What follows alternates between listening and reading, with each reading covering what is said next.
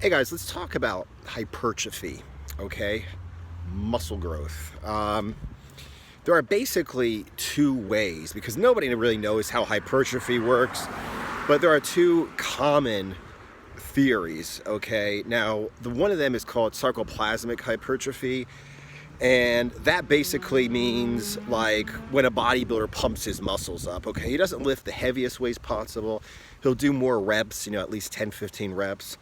And he'll do kind of like isolation exercises. And his focus is to pump as much blood as possible into the muscle, take a short break, pump as much blood into the muscle as possible again, and continue doing that, okay? He'll do more sets of that, okay? Then the other kind is myofibrillar hypertrophy. And this theory is basically you go ahead and you break down the muscle fibers by lifting heavy weights, okay? Fewer reps, heavier weights, usually compound exercises, okay? And by breaking down the muscle fibers, they grow back stronger. Now, basically, myofibrillar hypertrophy is better for building strength, okay? You will build size, but it's better for building strength, okay? On the other hand, sarcoplasmic hypertrophy will build strength, but it's usually better for building size, okay? So like I said, a bodybuilder who wants to be big but doesn't really care, how strong he is, he'll do a lot of sarcoplasmic hypertrophy, a lot of pump training. And like I said, somebody else who's an athlete, power lifter, Olympic lifter, martial artist, will go ahead and do a lot of heavy work to go ahead and build, strength without necessarily getting bigger. Now, which is better? Okay, like I said, sarcoplasmic hypertrophy is probably more efficient if all you want to do is get big muscles. But is that really what you want? Okay, I personally do everything for a performance basis. Okay, that means I just want to get stronger, I just want to get more flexible, I want to get my endurance down, I want to perform better athletically. Even though I don't really do any sports, it's just, it has to do with longevity, it has to do with health, it has to do with if I do have to defend myself, etc. So what I usually do is I concentrate my strength training on myofibrillar hypertrophy. That means I lift heavy ass weights, compound movements, and try to get as strong as I can. And I think that's great because what you get out of that is like what I call Bruce Lee muscle. Okay, Bruce Lee was a small guy, was like 135 pounds. And anybody who knew him back in the day, they'd say you'd grab his forearm, it was like grabbing a baseball bat. I mean, his muscles were just rock hard.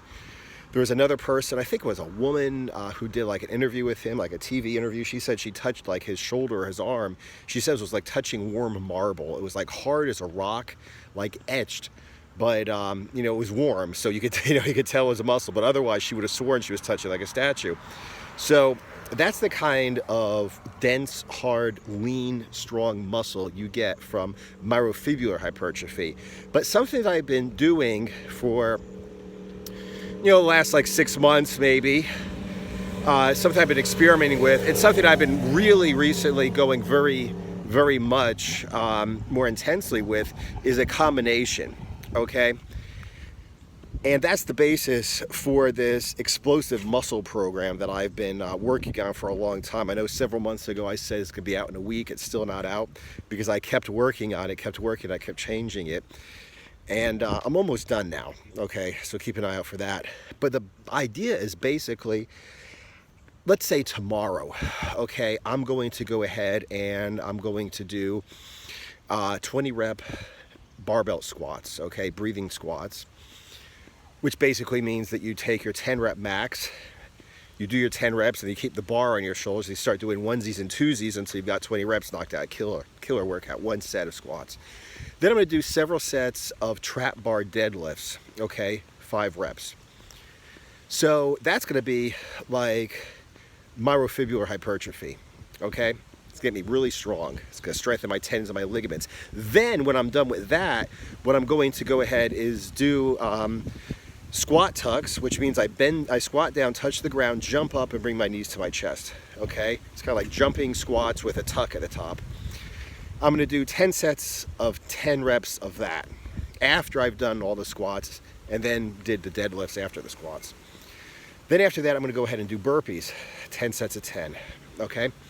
So what we're getting here is I'm really breaking down my muscles with the, with the myofibrillar hypertrophy by lifting the heavy weights.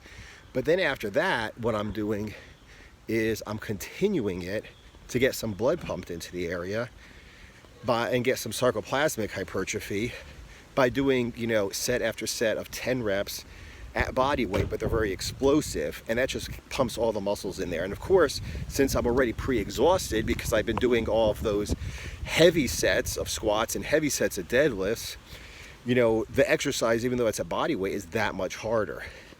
Now, the reason why I'm doing this, once again, is not really because of hypertrophy. I'm not a bodybuilder. I don't necessarily want to look pretty, but first of all, appearance is important. And second, what I'm getting out of this is I'm getting a lot of explosiveness. Now, when I do squats, I build strength, okay, maximal strength. When I do deadlifts, I build, relatively maximal strength.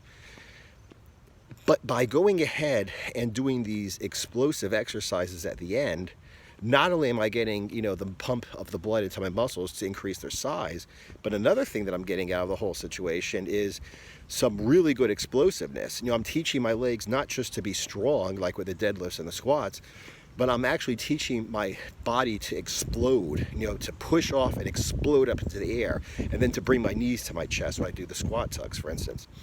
So if I throw a kick and all I do is squats and deadlifts, I'll push a lot with the kick.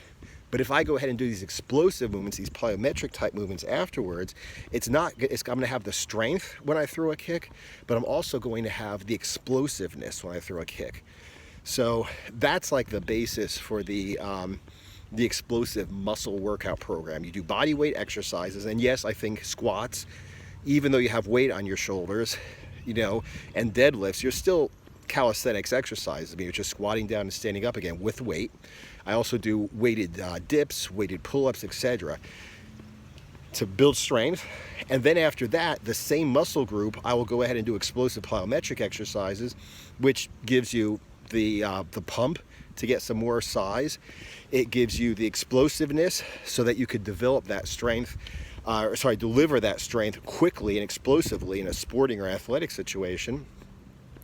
Because I'm doing like 10 reps and then taking a short break, 10 reps and doing a short break, it's like HIIT training. Okay, so my plyometrics are set up more like HIIT training than they are like classical plyometrics.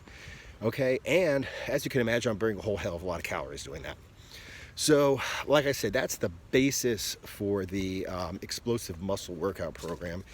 And that's why it not only gets you in shape for life, athletically, and longevity, health purposes, but it also, like I said, builds quite a bit of muscle because you got the sarcoplasmic hypertrophy effect as well. Okay, so I'll be talking a little bit more about that, and I'll be releasing it soon. This time I'm just about finished with the program, and until then, if you guys are interested in seeing the diet that I used to build 17 pounds of muscle in a little bit over a year and end up at 10.2% body fat at the end after this quote bulking phase, go ahead and check out my low carb cutting and bulking diets at anaerobics.com/low carb cutting and bulking. If you're watching this on Instagram, just go onto my profile, click on the link right there, it'll take you right to it. Or if you're in this watching this in Facebook or YouTube, just go ahead and click on a link below the video. Keep your comments coming. I'd love to answer all of them. I'll answer them in a video if it's something that lends itself to a video. And other than that, I'll see you guys in the next video.